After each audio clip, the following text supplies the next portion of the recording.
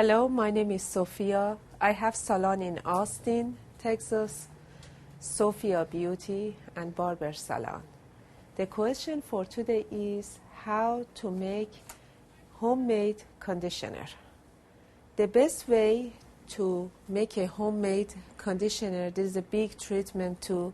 You have to take 2 or 3 egg yolk and also mix it with a little bit few tablespoons of olive oil. Mix it together perfectly and apply to your hair about 2 hours or 1 hour, and later on you could go take a shower.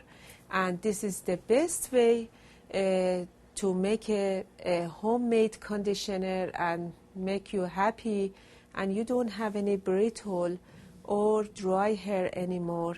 This is the way to make a homemade conditioner.